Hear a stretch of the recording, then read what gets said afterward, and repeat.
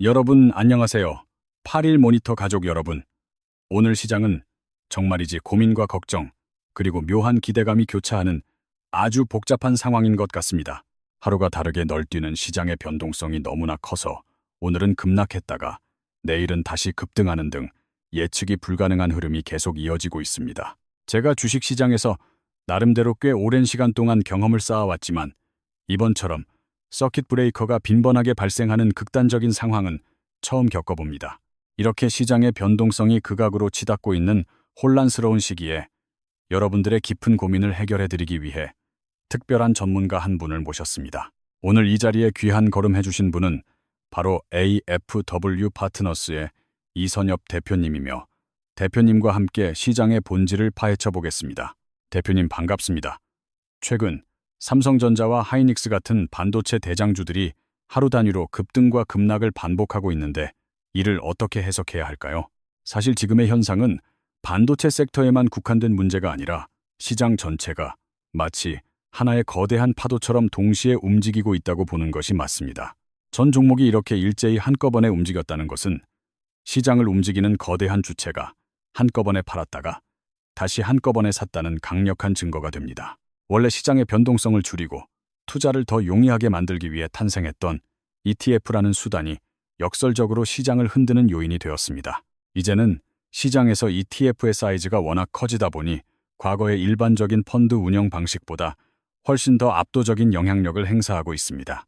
기관 투자가들도 이제는 개별 종목 분석보다는 ETF를 활용한 패시브 자금 운용에 집중하고 있으며 이는 시장 쏠림 현상을 가속화합니다. 대규모 자금이 한 번에 유입되면 지수가 비정상적으로 급등하고 반대로 자금이 빠져나갈 때는 전 종목이 예외 없이 하락하는 극단적 패턴이 나타납니다.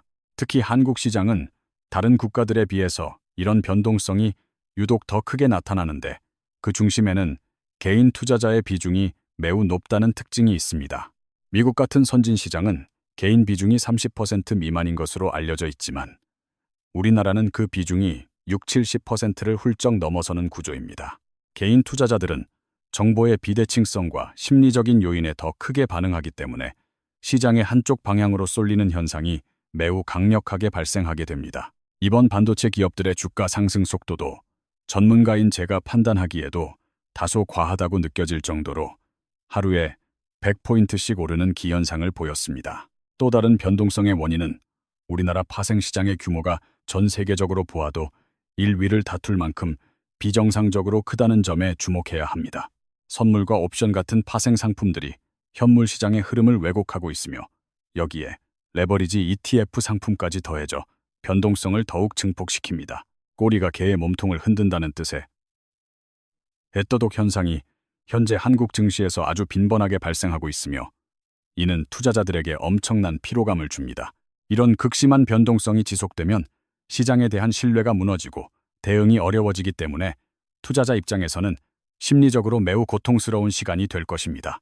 결국 현재의 시장은 몸집이 비대해진 ETF와 파생 상품의 영향으로 오를 때는 화끈하지만 하락할 때는 그만큼 고통스러운 구조가 되었습니다.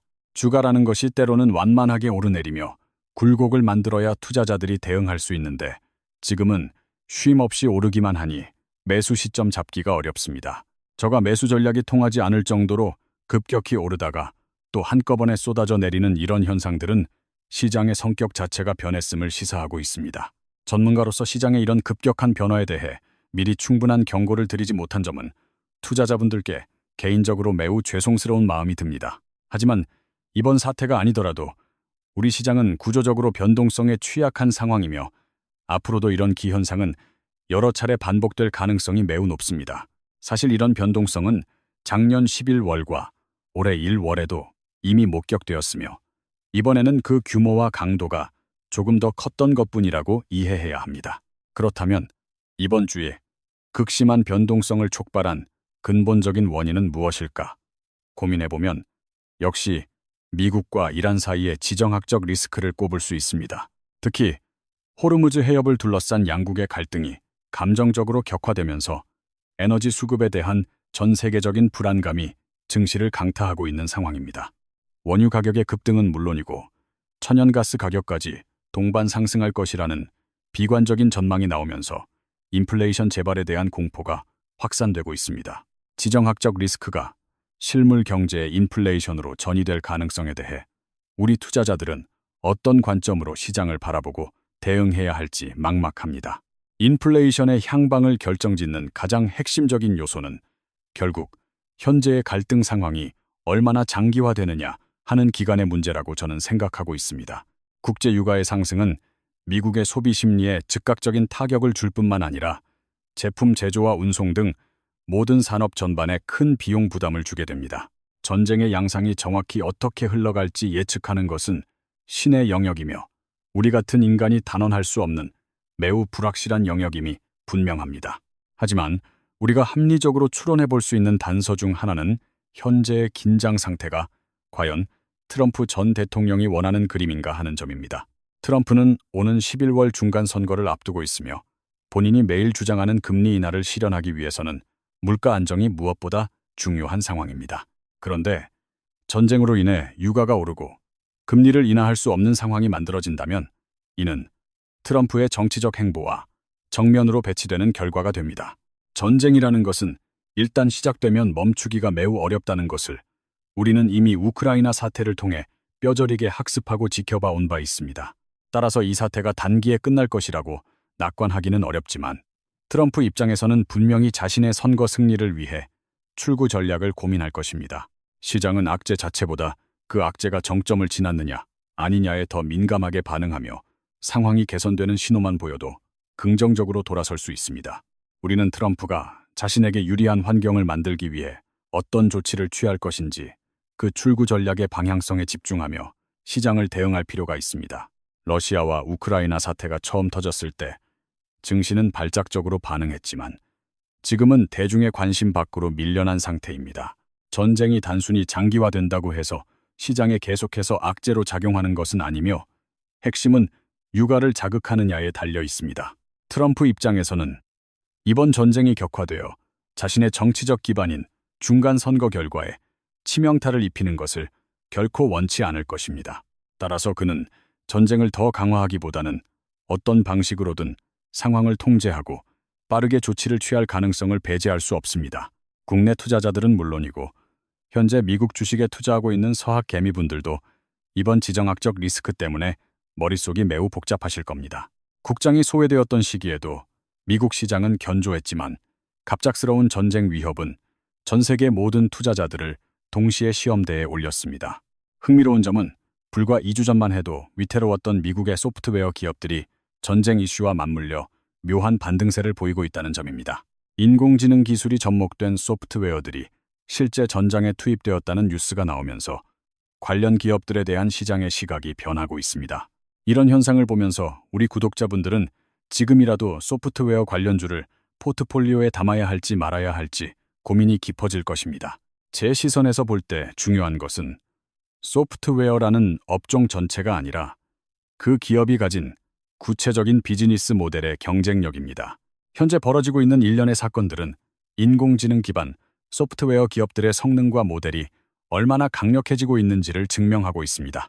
앞으로의 시장 질서는 강력한 인공지능 성능을 보유한 기업이 그렇지 못한 기업을 지배하는 구조로 빠르게 재편될 가능성이 높습니다.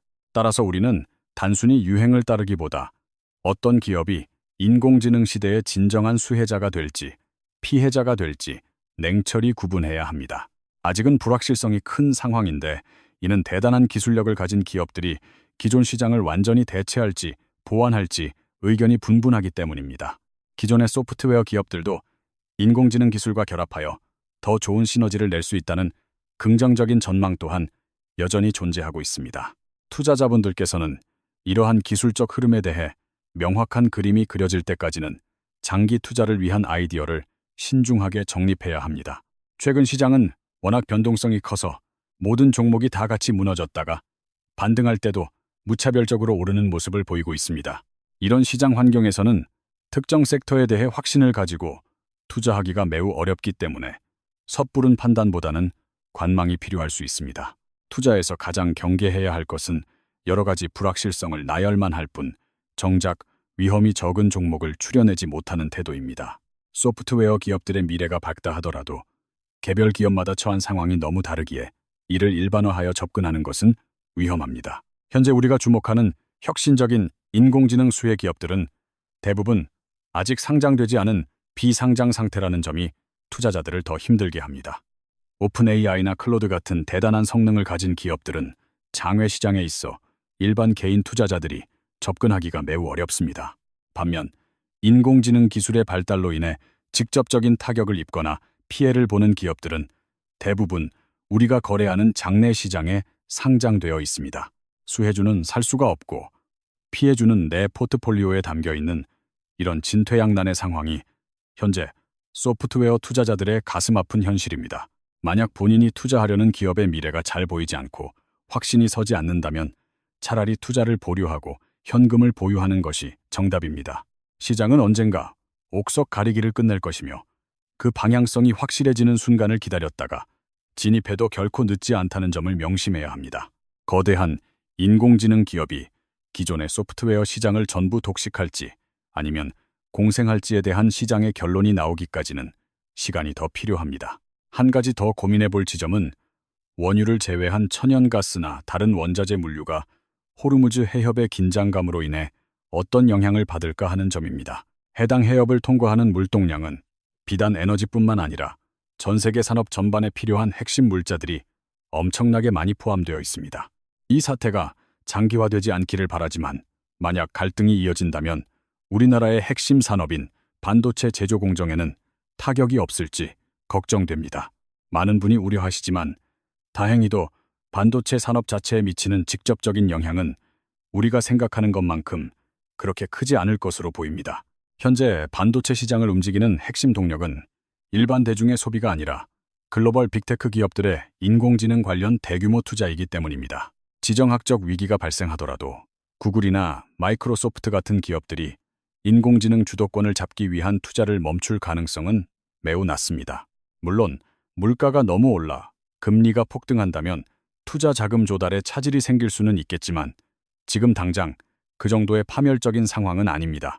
미국의 빅테크 기업들은 현재 생존을 건 경쟁을 하고 있으며 전쟁 같은 외부 변수 때문에 인공지능 성능 개발을 늦추는 일은 없을 것입니다.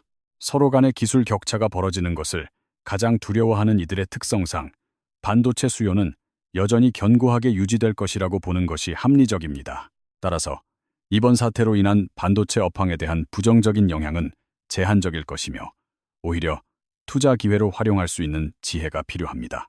해상운임 상승이나 물류 관련 섹터에 대한 단기적인 공략에 대해서는 제가 보기에 굳이 무리해서 베팅할 필요가 없다고 판단됩니다. 우리가 잘 모르는 변수에 소중한 자산을 거는 것은 투자가 아니라 도박에 가까우며 불확실성이 큰 구간에서는 보수적인 태도가 유리합니다. 전쟁이라는 변수를 억지로 맞추려 하기보다는 내가 확실히 아는 산업의 펀더멘털에 집중하는 것이 흔들리는 시장에서 살아남는 길입니다. 오늘의 극심한 변동성 앞에서 개인 투자자분들이 현실적으로 취할 수 있는 최선의 대응 전략은 과연 무엇인지 함께 고민해 봅시다. 사실 이 정도의 변동성 장세에서는 노련한 애널리스트나 펀드 매니저들조차도 당황스러움을 감추지 못하고 대응에 어려움을 겪고 있습니다. 어제 공포에 질려 주식을 팔았던 사람이 오늘 급등장에 다시 참여하지 못했다고 해서 그를 잘못했다고 비난할 수는 없는 노릇입니다. 반대로 오늘 급등할 때 추격 매수하는 것이 맞는지에 대해서도 누구도 확신할 수 없으며 적절한 표준 대응 전략 자체가 부재한 상황입니다. 저는 투자자분들께 이런 말씀을 꼭 드리고 싶은데 급락이 나올 때는 그 하락을 정당화할 수 있는 실질적 위기가 있는지 보아야 합니다. 현재의 하락폭만 보면 과거 금융위기 당시보다 더 가파르지만 과연 글로벌 경제가 그 정도로 파괴적인 상황인지 냉정하게 따져보십시오. 우리 시장이 유독 대외 변수에 취약하기 때문에 글로벌 증시와의 동조화 여부를 확인하며 우리나라만 과하게 빠지는지 체크하는 것이 중요합니다. 만약 전 세계 시장이 안정적인데 한국 증시만 비정상적으로 급락한다면 그것은 구조적인 위기라기보다 수급의 쏠림으로 인한 과매도 구간입니다. 그동안 지수를 끌어올렸던 강력한 동인과 현재 발생한 악재가 서로를 얼마나 상쇄할 수 있는지 그 에너지를 비교하는 작업이 필요합니다. 인공지능에 대한 거대한 투자가 지속되는 한 지정학적 리스크가 시장의 본질적인 상승 추세를 완전히 꺾어버리기는 사실상 매우 어렵습니다. 결국 이번 사태에 대해 완벽하게 대응할 수 있는 사람은 없었을 것이며 차라리 시장의 방향성이 보일 때까지 팔짱을 끼고 관망하십시오. 섣부른 매수나 매도보다는 한 걸음 뒤로 물러나 시장의 성격이 어떻게 변하는지 지켜보는 것이 내 자산을 지키는 가장 현명한 방법입니다. 고점에서 팔고 저점에서 다시 잡겠다는 생각은 이론적으로는 완벽하지만 실전에서는 물량만 뺏기고 소외될 위험이 훨씬 더 크기 마련입니다. 지금의 시장은 개인 투자자들뿐만 아니라 전 세계 모든 주체에게 매우 높은 난이도를 요구하고 있으며 이는 여러분의 잘못이 결코 아닙니다. 기관 투자가들도 이번 변동성 앞에서는 속수무책이었으며 우리 개인 투자자들과 비교했을 때 상황이 더 나은 점은 거의 없었다고 봅니다. 삼성전자 같은 초대형 우량주가 하루에 10%씩 요동치는 현상은 분명 비정상적이며 이는 시장의 신뢰를 훼손하는 안타까운 일입니다. 일부에서는 시장의 급변하는 상황 속에서 우리가 대처해야 할 여러 시나리오를 이야기하고 있지만 정답은 결국 기본에 충실하는 것입니다. 개별 종목의 단기적인 등락에 일희일비하기보다는 전체적인 시장의 흐름과 큰 파도의 방향을 파악하는 것이 무엇보다 중요한 시기입니다. 단기 이슈나 테마에 흔들리다 보면 결국 매번 같은 실수만 반복하게 되고 자산은 조금씩 깎여나가는 악순환에 빠지게 될 수밖에 없습니다. 가치평가라는 기준은 결코 주관적인 느낌이나 감에 의존해서는 안 되며 명확한 공식과 데이터에 근거하여 냉정하게 내려져야 합니다. 저는 여러분의 소중한 계좌를 평생토록 지켜줄 수 있는 검증된 투자 원칙을 고사비 법칙을 기반으로 체계적으로 정리해 두었습니다. 돈이 실제로 몰리는 섹터가 어디인지 파악하고 저평가된 우량 기업을 선별하는 구체적인 기준이 무엇인지 여러분께 모두 알려드리겠습니다. 손실은 최소한으로 줄이고 수익은 극대화할 수 있는 기계적인 수익화 루틴을 정립하여 감정에 흔들리지 않는 투자를 실천해야 합니다. 주식 투자는 결코 운에 맡기는 도박이 아니라 철저하게 계산된 확률의 게임이며 승리하는 공식은 분명히 존재한다고 확신합니다. 감에만 의존하여 투자하는 95%의 개미 투자자들을 이길 수 있는 단 5%의 필승 공식을 이제는 여러분의 것으로 만드세요. 더 이상 불안한 마음에 밤잠을 설치는 투자는 그만두시고 원칙에 기반하여 흔들림 없이 나아가는 단단한 투자자가 되시길 바랍니다.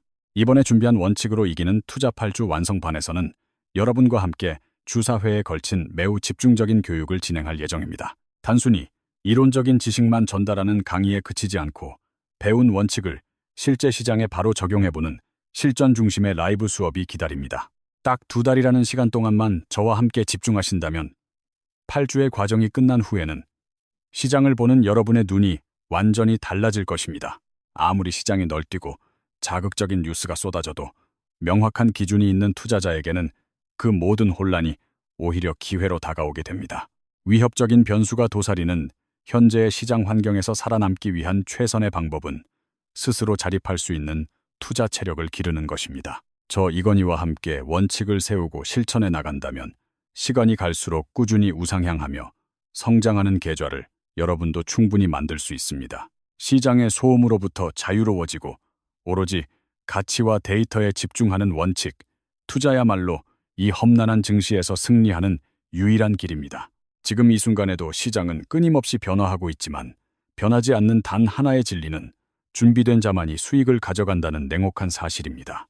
여러분의 투자 인생에서 전환점이 될 수 있는 이번 기회를 놓치지 마시고 저와 함께 진정한 투자의 본질을 깨달으시길 강력히 권합니다. 막막했던 안개 속 투자 길에서 벗어나 명확한 이정표를 따라 걷는 기쁨을 이번 교육 과정을 통해 꼭 직접 경험해 보셨으면 좋겠습니다.